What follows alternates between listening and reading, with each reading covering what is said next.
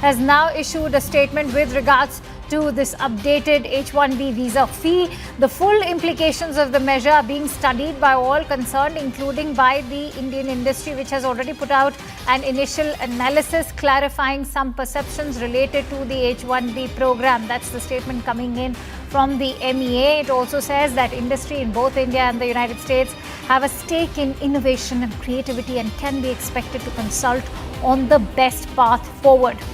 It also goes on to talk about how skilled talent, mobility and exchanges have contributed enormously to technology development, innovation, economic growth, competitiveness and wealth creation in the United States and India. Both policymakers will therefore assess recent steps taking into account the mutual benefits. Siddhant joins me with those breaking inputs. Siddhant, you know, this updated fee is indeed a jolt to the India-US ties, because this was not just about outsourcing skilled labor for the United States. This was also a key pillar for the India-US bilateral trade ties.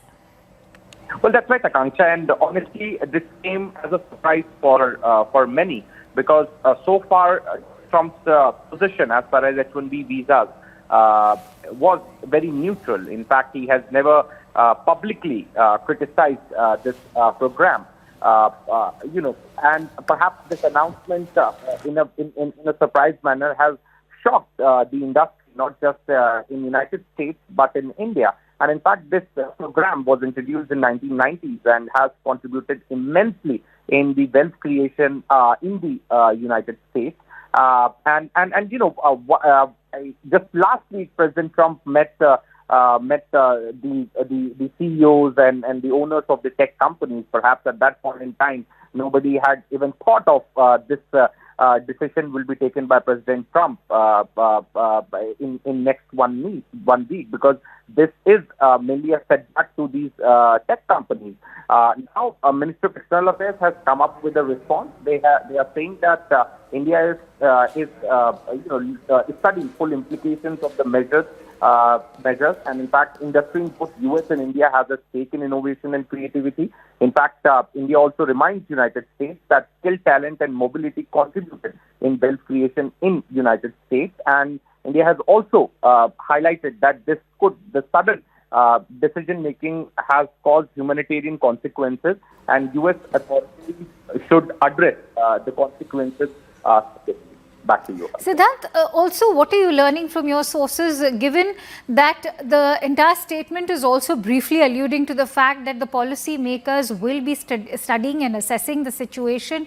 Will this also now become a topic of concern, which will perhaps be taken up with the US administration in the days ahead, now that the trade talks are resuming? Well, absolutely. Many, Akanksha, are looking at it with a view that this could be one of the steps which to build pressure on India.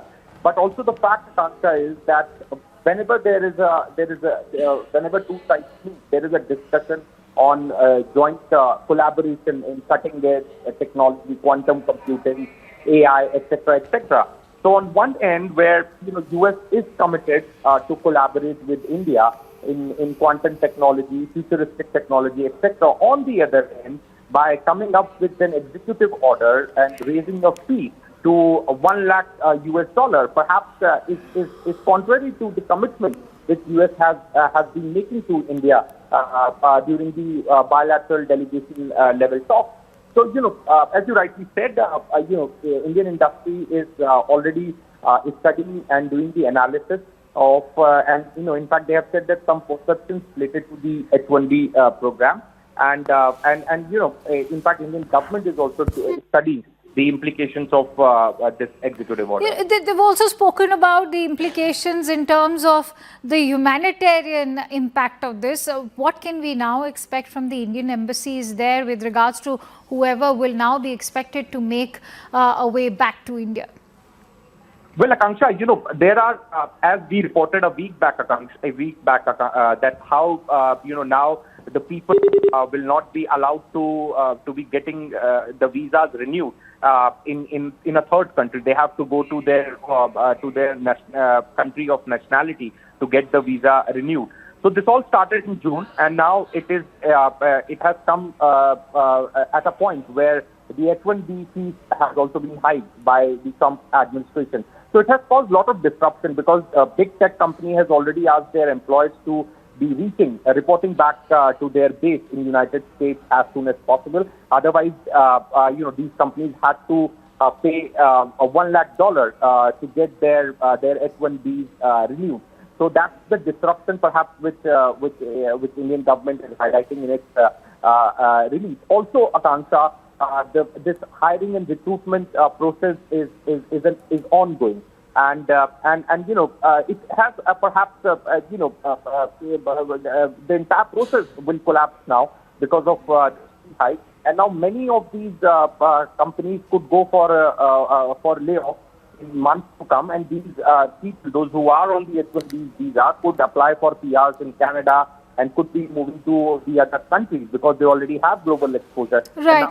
Siddhant, I'm so sorry to interrupt you there, but thank you so much for all of those inputs on that news story. Let me quickly bring in Mr. Rabinder Sachdeva, who is a foreign affairs expert, also joining me on the phone line.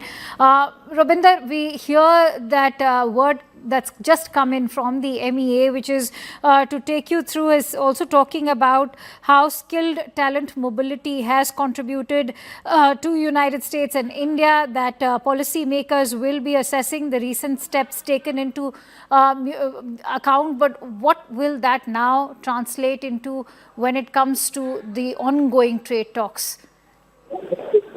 So thank you very much. No, certainly, I mean, this has brought forward a question which is a serious one, I think, for mobility as our ministry and as our government says, especially for skilled professionals.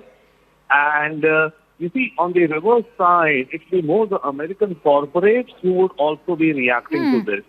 Because bottom line is that it's American corporations who benefit from mobility of labor, right? So I think India is doing the right thing, duck diplomacy to the extent calm on the top, but working like hard on the background. But at the same time, I think we should anticipate that American corporations would also not take this lying down. However, in this era of Trump, many American corporations are also going quiet in face of what Trump wants. So it's kind of, very skittish path ahead, I think. And it will lead to a lot of uncertainty for professionals as well as for Indian IT companies, no doubt about that. There is, of course, uncertainty over here, something that has already been highlighted by NASSCOM. But at the same time, Prime Minister Modi has also reiterated India's belief in self-reliance in that rally he was addressing in Bhavnagar today. And ever since, he's always maintained that MSMEs and startups will always be India's priority. But the moot question now is, remember, Rabinder, is India prepared, and how soon can we come up with our own indigenous IT service-based model? No, thank you. No, certainly, yes, I mean, we are reasonably prepared, but to be realistic about it, things take time, and it will not happen overnight or in a short period that we will be able to, transform ourselves in terms of our SME and, industry.